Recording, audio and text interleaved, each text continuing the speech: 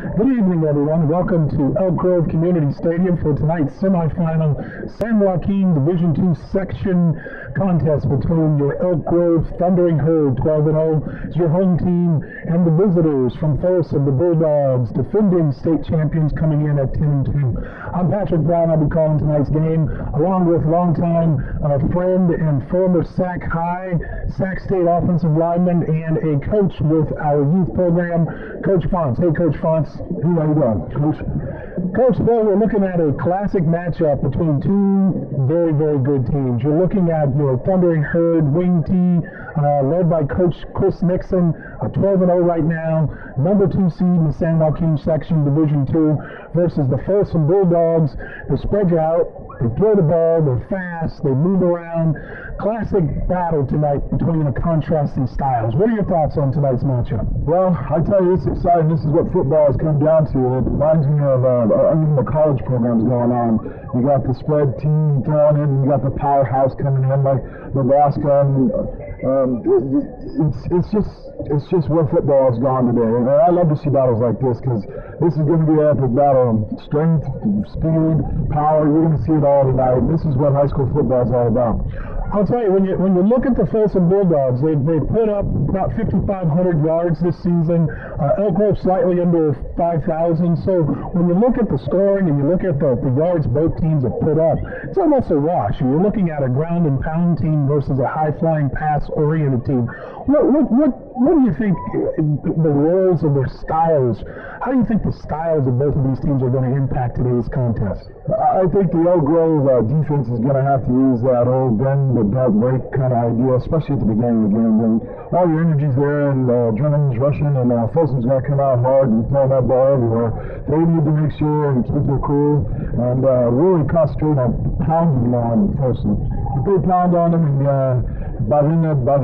by mid-third quarter, see how that quarterback is feeling back there, I think that's going to take the toe, do the toe-to-toe. On the other side, Folsom's got to be able to move them down and stop some of this run game, and I really think Folsom hasn't seen, they have with Pratt and a few other teams have played, but they're going to see some speed tonight, and it's going to be interesting. I really think, I can't wait because, wow, power, strength, and they're throwing everywhere. You can't ask for a better high school game. Absolutely. And when you talk about Folsom, you talk about their main player, Tanner Tracy. He's their quarterback. He also plays defensive back. He accounts for 80 to 90% of the yardage and the scoring this team has put on the board and in the books this year. Two really, really good receivers, J.J. Muldrow and Carlson McMurtry. These two players, they're going to spread them out and they're going to get them the ball. Elk Grove defensively is going to really, really have a challenge slowing these guys down. What do you expect to see from Elk Grove tonight defensively? Well, when you play a team like this, you got two things you can do. You can sit back and try to stay in the zone and cover in, or go man-on-man on the outside and zone that middle, or you can do kind of like the Ravens do and come at you and put some pounding on them and just make sure that quarterback he gets in the pocket and he has no room and no time to throw. And if they do that, then they're going to have, then they get to see the 1, 2, 3 drops, because I know Folsom is excellent at doing that. But the key tonight is can you put pressure with 3, 4 guys on them? If you can do that and keep the rest of them the pass defense, I think you'll see that Elk Grove will have some success tonight. Well, let's talk about Elk Grove on the offensive side. They're led by a sophomore quarterback, Tommy Arnold. Tommy typically does a really nice job of managing the game. Coach Nixon does a really good job of putting Tommy in position to be successful. When you talk about the Elk Grove offense, it starts obviously with their offensive line led with Stephen Moore and Marcus Worthy, two of the offensive linemen. But really, when you look in the backfield and you see Dion Ransom and Robert Frazier, that's what really drives the Elk Grove Thundering Herd and their wing team. Both of those players are well over 1,000 yards and double-digit touchdowns between those two. How do you think the Folsom Bulldogs can slow down or try to control the Elk Grove ground and pound wing T offense? Well, one thing that's helped Elk Grove be successful is if you do get the idea where you can slow those two down, then you got Mr. Parker coming up the gut. And the hard part about that is you can't get too concerned with having too many people in the box. You get 8 men in the box, and then you get someone break, and you're done. And they have to maintain and control that. And really the key is going to come down to can they stop him 2 or 3 times in the game, because if you can stop who 2 or 3 times in possessions, is going to win this game. How do you think the Elk Grove offense, with the physicality of their offensive line, you mentioned Otis Parker, we talked about Robert Frazier and Deion Ransom, how do you think the physicality of the offensive unit from the Thunder and Herd is going to impact Folsom on their offensive side, because they're going to have to play against these guys and defend these guys? What impact do you see the Elk Grove offense having on Folsom? Well, anytime you got a big line, and if they come out and they start putting the pound on you, it wears on you, it wears on you.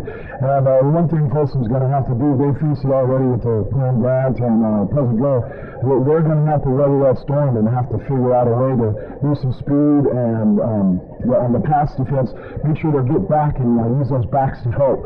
On defensively, I mean, there's nothing you can do except for hit holes and start slanting and blitzing to help overcome when you're undersized against an undersized team. And they're going to have to position their smaller linemen in a place that they can win. Because going head up against the big Elk Grove line, that's not going to, they're going to be unsuccessful doing that. Well, I'll tell you, from the Elk Grove side, looking at the Folsom offense, they score so fast. You know, you look up and the score's 21-0. If you get in that situation, if you're in Elk Grove shoes, and early in the game you get behind, how do you respond?